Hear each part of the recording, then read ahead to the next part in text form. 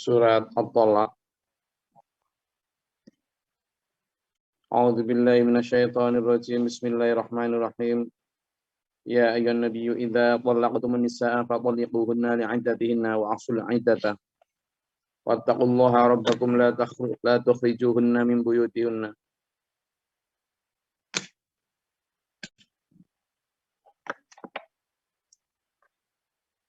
Jadi ini nanti banyak bahasan tentang perempuan, tentang bagaimana perempuan itu, atau terutama istri-istri, itu harus diperlakukan dengan baik, bahkan ketika terjadi perselisihan antara suami istri yang mengakibatkan perceraian. Itu juga harus tetap dilakukan dengan baik, baik perceraiannya maupun rujuknya. Nah, di ayat ini Nabi Muhammad ini, ya ayyuhan nabiyyu ini, meskipun kalimatnya adalah an-nabiyyu, tetapi ditujukan pada Nabi dan umatnya. Wahai Nabi dan umatmu, idza talaqtum, ketika kamu itu mau atau telah menceraikan an-nisa, istri-istri, maka hendaklah kamu ceraikan mereka pada waktu mereka mendapatkan masa iddah yang wajar. Ya. Dan hitunglah masa iddah itu serta bertakwalah kepada Tuhan. Dan janganlah kalian mengusir mereka meskipun mereka sudah dicerai. Ya. Dan mereka juga tidak boleh keluar kecuali jika mereka mengerjakan perbuatan yang keji, yang sudah jelas, baik buktinya, saksinya, dan sebagainya. Tapi kalau tidak, dalam ayat ini dijelaskan bahwa mereka tetap berhak berada di tempat itu sampai masa iddah tersebut. Berapa masa iddahnya? Masa iddahnya berapa? 4 bulan 10 hari. Atau ada yang disebut salah satu 3 kali suci. 3 kali suci. Jadi kalau perempuan itulah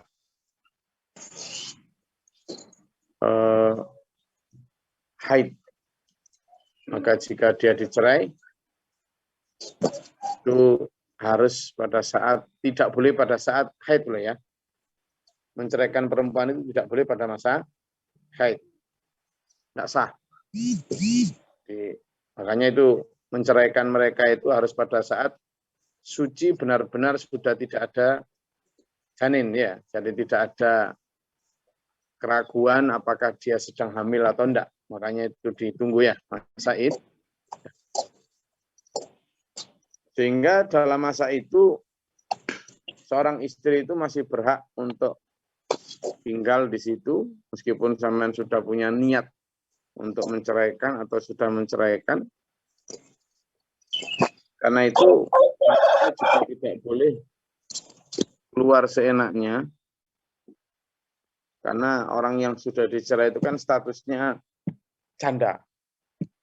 Nah, janda itu kan banyak ini fitnah ya, banyak isu-isu yang enggak-enggak, meskipun keluar enggak ngapa-ngapain pun dianggap ngapa-ngapain. Berdandan dikit aja dianggap enggak karu-karuan. Nah, itu enggak enaknya. Wattaqullaha rabbakum, dan kamu bertakwalah kepada Allah Tuhan kalian. La tukhrijuhunna min buyutina wa la yakhrujna illa ayyatina bi fahishatin mubayyinatin. Kita juga tidak boleh menuduh sembarangan terhadap istri yang melakukan fahisyah. Wa tilka hududullah, dan begitulah hukum-hukum Allah. Wa may ta'adda hududallah faqad zalama nafsah.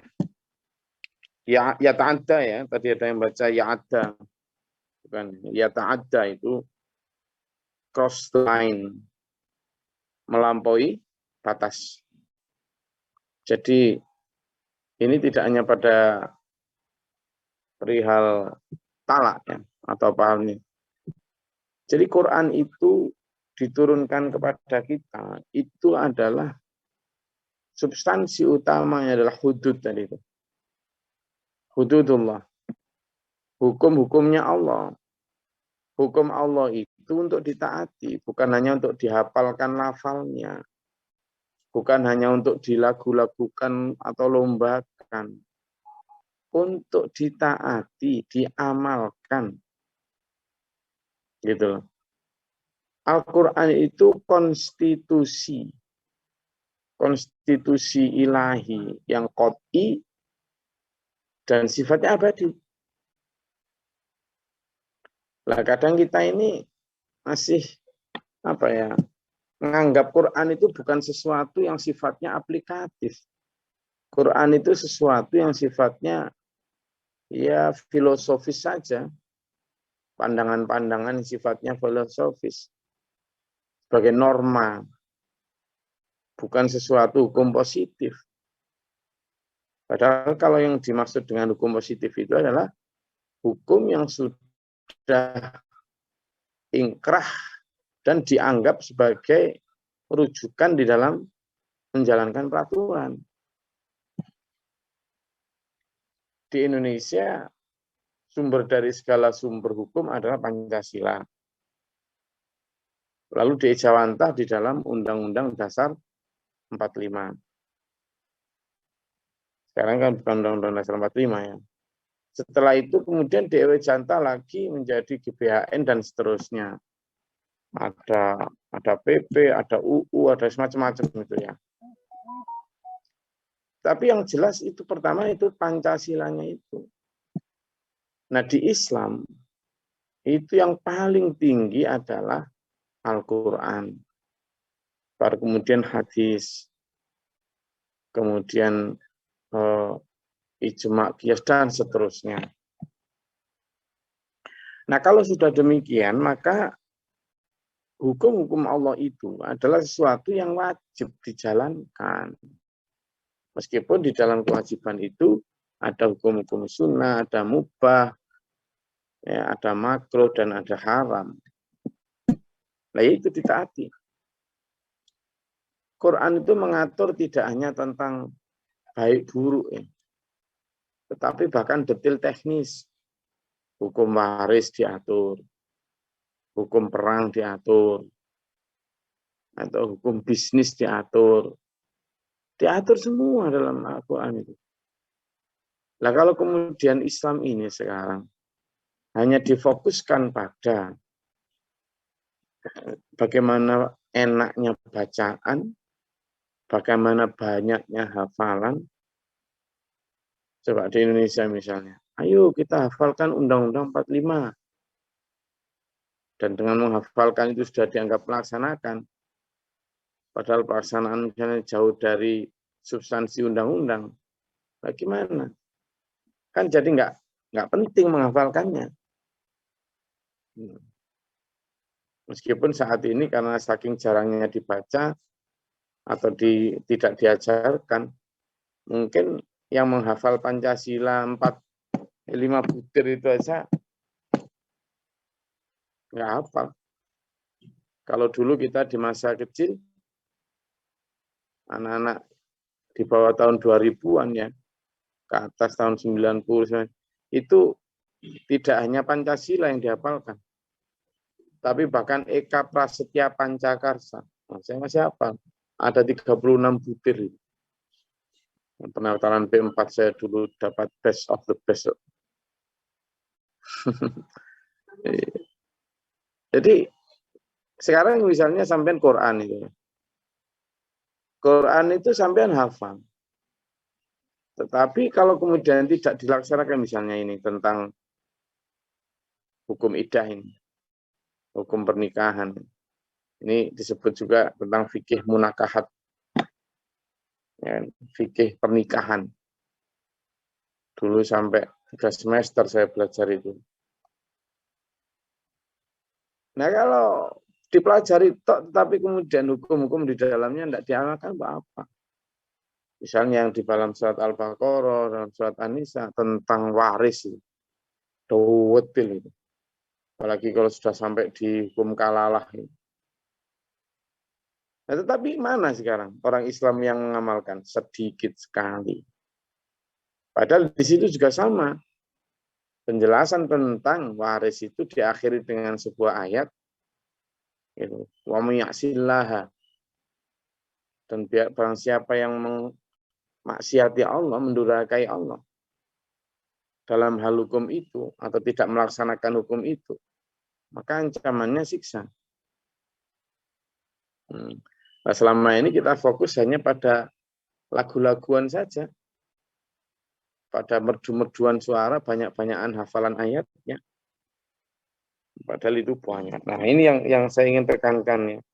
Karena kalau kita kemudian melanggar hukum Allah, kata Allah, faqad zalama nafsah. Dia sebenarnya sedang mendolimi dirinya sendiri.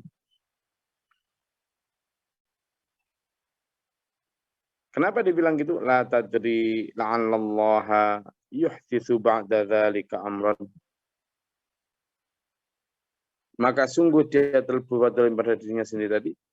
Kamu tidak mengetahui, barangkali setelah itu Allah mengadakan satu ketentuan baru. Nah, sebab nuzul dari ayat 1 ini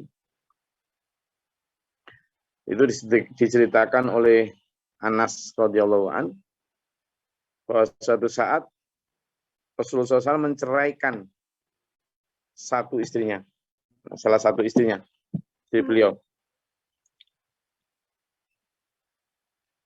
yakni Hafsah radhiyallahu an. Ya. Ia pun pulang kepada keluarganya, maka itu turunlah ayat ini yang memerintahkan Rasulullah SAW untuk memberi nafkah kepada Hafsah radhiyallahu an sampai masa iddahnya. Lalu Jibril berkata kepada Rasulullah SAW agar beliau rujuk kembali.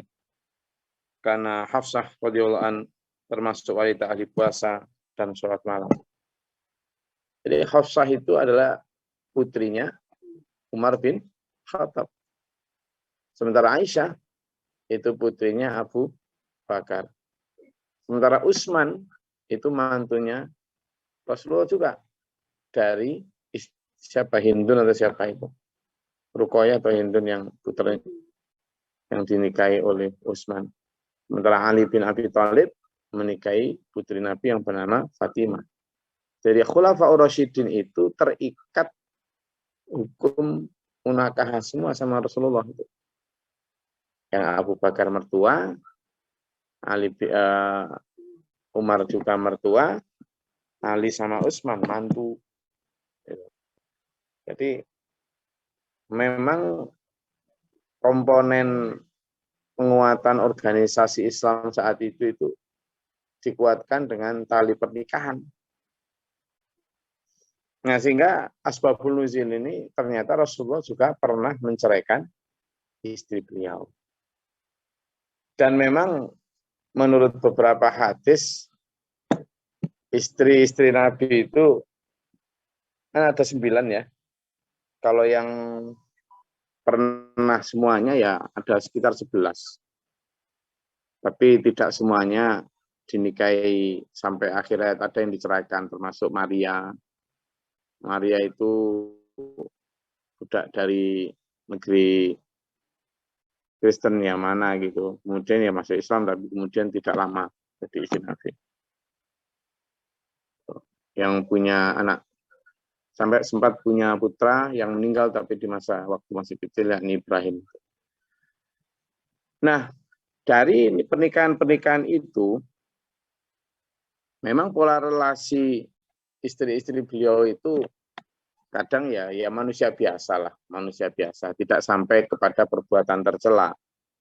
Misalnya Aisyah lebih akrab dengan Hafsah. Atau pernah juga bahkan Aisyah juga berantem hebat dengan Hafsah. Tapi seringkali kemudian ada kubu. Jadi yang ini tidak suka yang ini, tapi karena Rasulullah dibimbing Allah ya. kayak gitu itu. Ketika kemudian entah karena persoalan apa, sehingga Hafsah lalu diceraikan. Nah, ketika diceraikan itu, wah Umar bin Khattab luar biasa murka ya. Murka. Sama dengan ketika Aisyah juga pernah didiamkan Rasulullah. Itu yang disebut hajar ya. Jadi di mana seorang istri didiamkan di dalam konflik tertentu itu untuk memberi pelajaran. Nah, kalau responnya Abu Bakar ya sedih, berdoa, dan tetap memilih Rasulullah. Demikian pula Umar bin Khattab. Kalau sampai kamu membuat sedih Rasulullah, kamu yang tak hukum ini. Begitu Umar penegasannya kepada putrinya Hafsah. Sehingga beliau berdua ini, baik Abu Bakar maupun Umar itu, ketika ada persoalan di dalam rumah tangga Rasul, meskipun itu adalah anaknya, yang istri Rasul, tapi Umar bin Khattab maupun Abu Bakar itu tetap memilih membela Rasulullah. Hebatnya di situ. Jadi bukan keluarganya yang dipilih sebagai hak yang dibela. Karena keimanan para sahabat ini sudah mengatakan bahwa Rasulullah pasti benar. Kamu yang pasti karena nafsu. Nah, keberpihakan terhadap kebenaran ini memang luar biasa. Kenapa? Karena Rasulullah sangat pasti dibimbing, nggak mungkin salah. Ya. Misalnya seperti ini tadi aja. Baru menceraikan Hafsah, ternyata ditegur Allah untuk kemudian dirujuk kembali. Akhirnya ya Hafsah kemudian dirujuk kembali. Karena Rasul ya selain karena muslimah yang baik, Hafsah juga dikenal sebagai ahli puasa dan ahli sholat malam. Jadi itu asbabun nuzul dari ayat 1 surat At-Tolak. Bahwa Nabi pun diperintah untuk memberi nafkah kepada yang diceraikan itu sampai masa habis iddahnya. Jadi kalau tanggal 1 diceraikan, maka 1 bulan tertentu, maka misalnya Januari, maka sampai Februari, Maret, April, itu harus dinafkahi kebutuhan si istri. Oleh siapa ya? Oleh suami lah. Meskipun sudah tidak lagi menjadi suami istri, tetapi selama masa iddah itu seorang istri berhak mendapatkan nafkah. Makanya kalimatnya ya bertakwalah kepada Allah. Karena kalau nggak bertakwa ya memang ngapain sih gitu. Nah di situ disebut juga bahwa la'allaha yuhditsu ba'da dzalika amran. Bisa saja setelah yang demikian itu nanti Allah menentukan hal lain. Ternyata benar. Begitu Hafsah memasuki masa iddahnya, ternyata Allah berfirman kepada Nabi Muhammad untuk merujuk kembali setelah sempat dicerai itu. Itu yang disebut dengan amron atau satu perkara baru.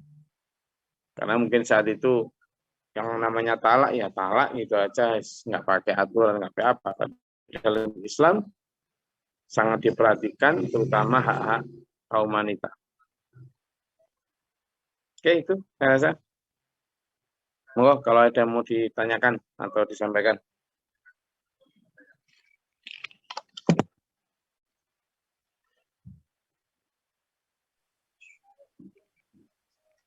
Silakan. Izin Gus, mau nanya Gus. Enggak. Di luar ini ya, di luar konteks tentang talak ini Gus. Ini silakan ya. Ya. kan kita mulai puasa itu seringkali berbeda kan ya. Ada yang kali ini ada yang hari Sabtu, ada yang hari Minggu. Kemudian nanti ketika Lebaran juga gitu. Nanti ada yang hari Senin, ada yang hari Selasa gitu kan. Terus dengan merujuk bahwa diharamkan kita untuk berpuasa di hari Id 1 Syawal. Bagaimana dengan ketika misalnya ada yang berlebaran tanggal 1, ada yang berlebaran tanggal hari Senin, dan ada yang berlebaran hari Selasa. Kemudian kan ada yang berarti hari Senin itu sudah tanggal 1 Syawal kalau hitungan mereka gitu kan ya. Terus bagaimana orang yang merayakan Lebaran di hari Selasa itu? Apakah tanggal 1 yang hari Senin yang dibilang Lebaran buat sebagian kelompok itu terus kita yang masih Lebaran hari Selasa jadi haram nggak itu kalau kita tetap puasa hari Seninnya? Gitu pertanyaannya, Gus. Matur nuwun. Jadi inilah kenapa pentingnya berkomando di dalam Islam itu. Kenapa dulu jamaah itu begitu diwajibkan oleh Rasulullah. Itu sebenarnya jamaah itu kan simbolisasi dari kehidupan beragama di dalam hasanah Islam. Di dalam Islam itu sebenarnya perbedaan pendapat itu sudah ada sejak zaman sahabat. Saya beberapa kali memberikan contoh kasus di mana ada termasuk ketika menentukan apakah tawanan perang Bani Quraidah itu dihukum mati atau ditukar dengan tebusan.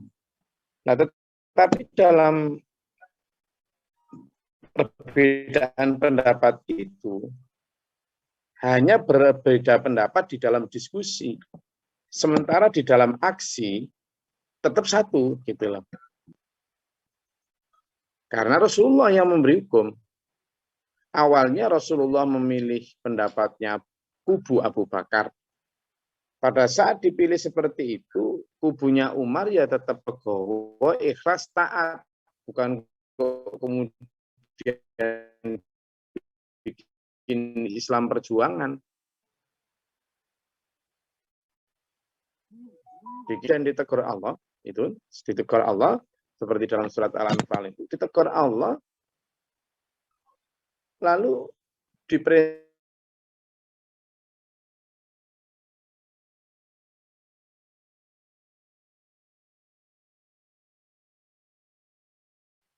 ditegur Allah untuk kemudian ikut kepada pendapatnya Umar. Nah, saat ikut itu, Umar yang enggak kok terus sombong, Abu Bakar enggak kok terus songong, enggak. Nah, harusnya di dalam Islam terkait dengan penentuan tanggal. Misalnya di tanggal itulah ada dua perbedaannya. Yang satu menggunakan metode ru'yah, yang satu menggunakan metode hisab.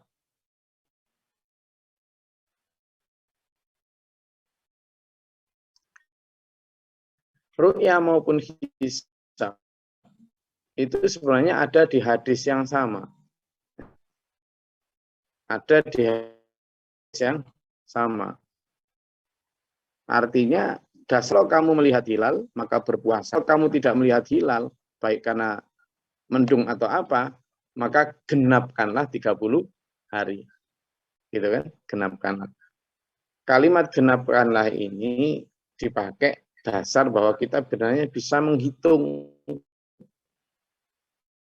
Sehingga kepastiannya lebih pasti. Tetapi bagi yang metode ru'yah atau harus dengan melihat, ya yang pertama, Jika kamu melihat, puasalah. Kalau belum melihat, ya nggak puasa kan gitu. Itu yang dipakai metode itu. Ya. Nah sebenarnya saya sepakat ya, kita ini saya nggak ngomong pemerintahannya itu, tapi masa periodenya. Periode Pak Harto dulu, periode Pak Karno, Pak Harto itu selama puluhan tahun loh, itu bisa bareng enak enjoy saja. Loh. Padahal metode ru'yah maupun hisab ini ya sudah ada sejak ratus tahun yang lalu. Tapi kita di masa itu selama 32 tahun lebih itu ya sebelum reformasi itu ibadah kita ya baik-baik saja. Artinya di situ ya ada ahli ru'yah, di situ ya ahli hisab. Gitu. Nah, ternyata kita bareng, bahkan puasa jauh sebelumnya sudah diumumkan pemerintah, sampai Lebaran juga gitu. Nggak pernah ada Lebaran dua beda yang itu nggak ada. Sehingga keadaan tentram, umat juga tenang, bersilaturahmi juga tanpa ada kasak kusuk, jauh lebih masalah. Setelah reformasi itu. Nah, saya juga bertanggung jawab karena saya dulu ikut demo waktu mahasiswa itu. Nah, setelah reformasi Pak Harto itu kemudian menjadi ada muncul perbedaan yang kemudian dibolehkan itu. Sehingga muncullah seperti ini. Lalu gimana hukumnya? Ya memang sebenarnya Islam itu kan haram halal itu jelas ya. Kalau memang masih Ramadan, ya jangan makan minum dong. Ya dosa kalau makan minum.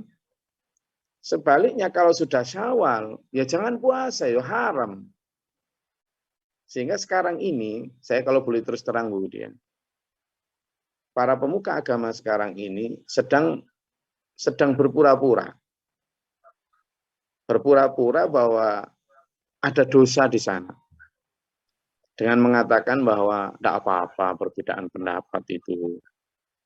Yang beda kan hanya harinya, bukan sholatnya. Oke, gimana?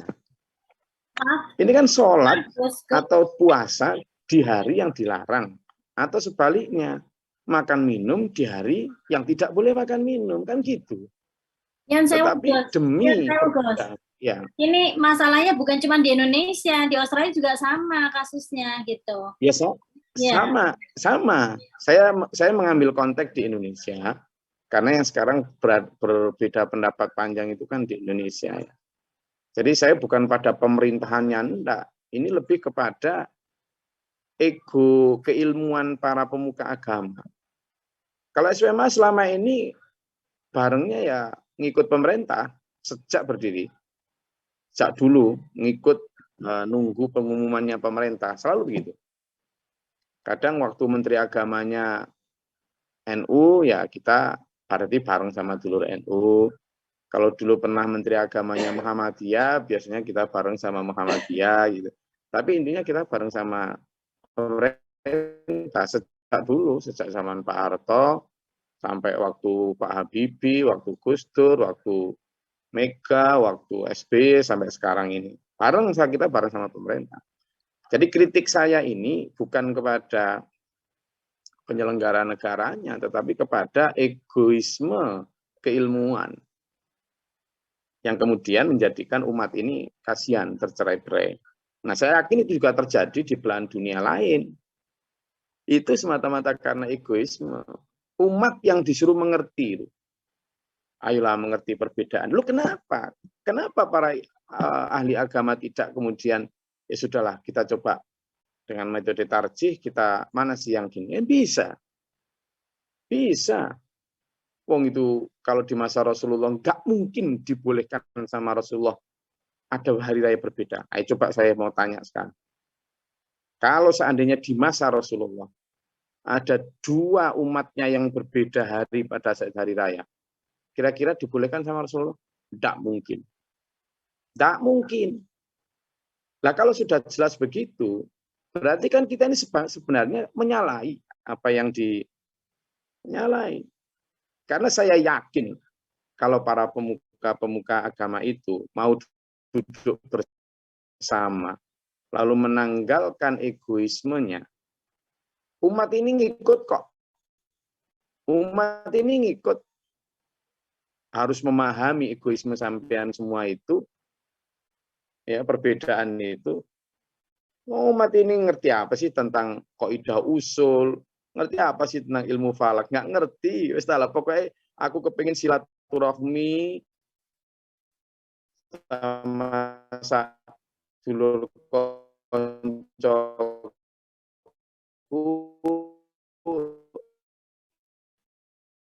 aman, tentrem, bareng, nyakir ya dan siapa ahli agama. Nah, sehingga sebenarnya menurut saya, ya, saya yakin tentram, damai, dan bisa bersama. Buktinya kita selama sekian puluh tahun lalu bisa bersama. Apakah para ahli agama sekarang berani mengatakan bahwa sholat Idul Fitri maupun puasa Ramadan selama puluhan tahun itu banyak yang salah? Karena misalnya tidak menggunakan metode tertentu, kan enggak toh? Enggak berani. Artinya kalau sekarang ini misalnya kita berijtihad untuk menggunakan metode ini, sudah, itu insya Allah baik-baik saja. Wong sholat idnya itu sebenarnya sunnah. Yang wajib itu kan berhari rayanya, kan gitu. Jadi Ramadan hari ini selesai, berarti besok enggak boleh puasa, kan gitu. Ada yang mengatakan Ramadan belum selesai, berarti besok masih harus puasa, gitu. Makanya coba nanti sampean googling. Saya senang dengan ada salah satu pendapat itu, sekali lagi ini hanya karena perbedaan keegoan ilmu dan keegoan sektoral, metode yang dipakai. Padahal umat ini membutuhkan itu tadi, membutuhkan kepastian, apapun yang dipakai, apalagi kalau sama-sama benar metodenya loh ya. Maka berarti kan harusnya yang dibawa ini hasilnya itu harusnya sama. Tapi ya itu tadi, makanya ya gimana itu nggak akan pernah selesai, Bu ya. Terus gimana sekarang? Berarti haram. Ya harusnya dia berani mengatakan, misalnya yang misalnya tanggal 10, satunya tanggal 11. Yang menentukan tanggal 10 hari raya, maka dia harusnya berani mengatakan bahwa kalau hari ini masih ada yang puasa, ya dosa. Harus berani ngomong gitu, Bang. Itu konsekuensi itu kan. Tapi sekarang kan nggak berani. Nggak berani ngomong gitu, enggak apa-apa. Gimana enggak apa-apa gitu hukum gitu. Tapi hanya karena itu tadi, menyamarkan antara hak dan batal itu yang kemudian biar nggak dianggap radikal, biar nggak dianggap keras gitu. Padahal itu kan bicara tentang haram halal, itu bukan tentang sunnah, itu halal haram. Demikian pula yang misalnya ngomong tanggal 12, harusnya berani mengatakan kalau sekarang sudah makan berarti dosa, gitu loh. Tapi ini kan nggak dibikin gitu. Itu tadi karena itu tadi menurut saya ada dalam Al-Quran disebut wataktumul haqqo, dan sebagian dari ahli kitab Taurat saat itu banyak menyembunyikan isi kitab watalbisul haqqo bil batil, dan kemudian mencampur adukkan antara yang hak dan yang batil. Di zaman Taurat itu sudah ada gitu. Dan yang lebih parah lagi adalah wa yashtaruna bi ayatihi samanan qalila. Dan mereka memperjualbelikan ayat-ayat Allah dengan harga yang murah. Sekarang pesanan aja, gitu kan? Siapa yang nyuruh begini? Dan kita akhirnya umat ini kasihan yang jadi korban. Saya yakin umat di bawah ini apapun ormasnya pengen bareng, pengen bersatu. Tanyain deh seluruhnya. Saya yakin. Mereka tidak peduli itu pakai metode yang seperti apa. Tapi yang diinginkan mereka adalah bareng, damai, dan rukun. Saya yakin. Nah sekarang tanyain tuh para ahli yang di atas, apa yang mereka inginkan? Mereka ingin kekeh pada pendapatnya. Sekarang dua keinginan itu, keinginan umat yang di bawah dan keinginan para tokoh itu, kira-kira harusnya mana yang didahulukan? kekeh pada metode yang dipilih dari mazhab yang dipilih, ataukah keinginan umat yang rukun damai? Itu sebenarnya sesimpel itu. Jadi akhirnya nunggu Budiah ini jadi pemberi fatwa ini. Itu. Jadi itu ya, makanya kita ini di dalam salah satu hadis itu disebut ada di zaman fatrah namanya. Zaman fatrah itu zaman umat kesepian Nabi Rasul. Umat kemudian terombang-ambing dalam perpecahan karena tidak adanya komando. Tidak adanya satu pemimpin yang benar-benar yaitu tadi sebagai penindaklanjut keberutusan Rasulullah Muhammad SAW. Akhirnya umat ya kayak gini, waduh, pendapatnya ada bukan yang hanya misalnya ya, ada yang tanggal 10 sama 11 gitu. Dia ada yang tanggal 9, malah ada yang tanggal 8. Yang dipakai itu perhitungan kitab pribon atau apa gitu. Ya Islam. Nah, kayak gitu kan jadi carut-marut tak karuan. Terus ada lagi Islam yang di pegunungan apa itu. Misalnya yang umum tanggal 11 sama 12 gitu ya. Dia memilih tanggal 15. Ya sembuh gitu. Jadi alamatnya sembuh. Jadi akhirnya itu egoisme para, saya rasa para agamawan. Jadi ayolah kita jadi para agamawan itu harusnya lebih wise di dalam melihat keinginan dan kebutuhan umat. Saya rasa itu kalau kayaknya hari raya Lebaran kali ini insya Allah bareng kayaknya. Enggak, Gus. Kayaknya bareng. Mungkin sekitar, enggak ya? Hari Senin dan Selasa udah. Masih ada 2 itu ya? Iya, Senin dan Selasa. Kayak di sini kayaknya mungkin hari apa? Senin mungkin. Selasa. Tanggal 1, tanggal 2. Tanggal 3, Gus. 2 dan 3, Gus. Kayaknya tanggal 2. Terus kalau Gus kan mulainya hari Minggu. Kalau tanggal 2 itu hari Senin. Berarti Gus cuma puasa 29 hari. Kebanyakan Islam memang bulan Hijriah itu cuma 29. Ya sih gitu. Tapi kalau 30 hari ya hari Selasa. Di sini kalau menurut ini fatwa Muslim Australia udah keluar fatwa kalau hari Senin Lebaran. Mungkin sini kayaknya ikut Australia. Tapi masjid saya hari Selasa, Gus. Coba. Masjid Afrika itu ya? South Africa. Oh, sama ikut Afrika, kejauhan. Nah, cuman itu di sini ada beberapa masjid yang juga hari Selasa gitu. Itu Nanti orang Indonesia juga. Ya. Ya. Nanti SPMA bikin masjid lah di situ. Amin. SPMA bikin masjid lah di situ. Ya, amin. Kirim anunya, ustadznya ke sini 1. Nah, iya saya tak yang ke sana. Monggo. Izin nimbrung, Gus. Sebenarnya ini ada Nggak pendapat boleh, nimbrung itu nggak boleh.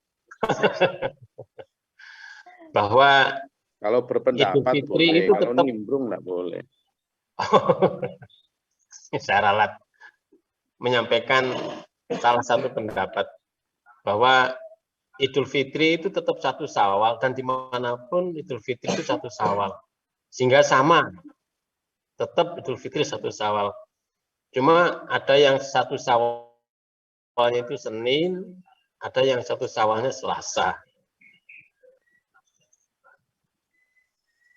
Jadi tetap merayakan Idul Fitri ya 1 Syawal. Oh gitu. Iya. Sudah. Ada pendapat Wes, kok beda sih satu Idul Fitrinya kok beda? Oh enggak, Idul Fitri sama. Idul Fitri tetap 1 Syawal, dimanapun 1 Syawal. Cuma satu sahur itu ada yang Senin, ada satu sahur yang Selasa. Cuma saya itu malu, Pak Budi. Karena tetangga saya itu Bu Nyoman itu enggak pernah berbeda pendapat dengan Hindu-Hindu lain ketika menentukan Nyepi, Galungan maupun Kuningan. Ya, karena mereka akan menggunakan hisab itu. Dan Mereka umat itu Islam pasti yang persis. Mereka umat pasti Islam yang persis. menentukan hisab juga persis. Tanggal 25 Desember ya 25 Desember. Kita bikin gitu aja. Jadi sebenarnya simple gitu. Agama ini dibikin ribet karena egoisme keilmuan tadi. Ya. Kemudian ada pendapat sidang isbat itu masuk APBN. Dan itu miliar. Wis, Kalau kalau, masuk APBN, nggak ada kalau itu sidang nanti isbat. nunggu Pak Budi jadi Menteri Agama. Kalau miliar-miliar. Amin. Amin. Pak Budi kan udah pensiun dari guru. Nanti jadi Menteri Agama. Lalu presidennya Pak Markaban. Saya Menteri mau Pendidikannya Pak Jo. Saya sebenarnya sudah diajak sama Pak Jo untuk ngurus negara Ya, negara South Africa. Sangsang. Ini kami populerkan dengan istilah GRS. Kemarin ada yang nanya apa itu GRS? Gedung Rohullah Sangsang. Wih, keren. Itu ada presidennya juga ya. Oh, ada. Kursi penguasa tunggalnya ada sudah. Hari-hari gini masih menguasai istana. Cuma kalau pas ada buka bersama itu loh, nggak ada yang datang. Insya Allah kemarin karena mendadak, Gus. Dan nah ini Ya, penasihat penguasa GRS ini, Gus. Oh ya, betul. Standby Dari terus. Bengkulu itu ya. Alhamdulillah. Dari Bengkulu. Alhamdulillah. Oh bisa ditahan. Biasanya setelah subuh sudah pulang. Oke. Nah ini karena saya rasa kajian kita cukup sampai di sini. Intinya gini dulu ya. Kita memang harus benar-benar memahami ya seperti tadi, lebih wise di dalam melihat keberbedaan ini. Tapi nanti mudah-mudahan bersamalah. Karena dua metode itu ya sama-sama baik, sama-sama benar. Tidak bisa ru'yah menyalahkan hisab, bisa menyalahkan ru'yah juga tidak bisa. Karena ya sama-sama memang diberikan landasan hukum oleh Rasulullah. Nah, sekarang yang diperlukan adalah keluasan hati para pemuka agama itu untuk mengutamakan kepentingan umat. Itu. Jadi maslahah mursalah itu harusnya jauh lebih diutamakan. Ya, jadi kalau perbedaan itu akan menimbulkan perpecahan, maka kaidahnya harusnya dipakai adalah daw'ul mafasid tuqaddamu ala jalbil masalih. Bahwa menghindari kemafsadahan itu harus didahulukan daripada mengambil manfaat. Itu harusnya begitu. Sekarang misalnya mengambil manfaat dengan metode tertentu, tetapi ada kebutuhan untuk menolak mafsadah dari perpecahan, maka harusnya menolak perpecahan itu diutamakan daripada kepada metode tertentu, kan gitu. Nah itu kalau di kaidah sini jelas. Tapi ya saya hanyalah pemuka sangsang, itu pun nomor 2. Maka harus lebih banyak. Saya rasa itu ya. Semoga Allah merahmati kita sampai lebih 58 menit ini tadi. Tapi mudah-mudahan barokah dan bermanfaat. Kita bicara surat At-Tolak, tapi mudah-mudahan nggak ada yang cerai. Kita hanya bicara tentang hukum-hukumnya saja ya. Bisa insya Allah kita akan ceritakan tentang hukum cerai itu seperti apa, filosofinya seperti apa, dan seterusnya. Stay tune ya. Allahumma sholli ala sayyidina Muhammadin. اللهم اغفر للمؤمنين والمؤمنات والمسلمين اللهم اهدنا فيمن هديت وعافنا فيمن عافيت وتولنا فيمن توليت وبارك لنا فيما اعطيت وقنا شر ما قضيت استغفرك واتوب اليك وصلى الله سيدنا محمد اللهم ادع عنا البلاء والوباء ودل حسن ونجنا من شر سن كفار ربنا ربنا ولا تجعلنا في القوم الظالمين اللهم فاعل ربنا آمنا فاكتبنا مع الشاهدين ربنا لا تزغ قلوبنا بعد إذ هديتنا وهب لنا ربي أعوذ بك من همزات الشيطان وأعوذ بك رب يحضرون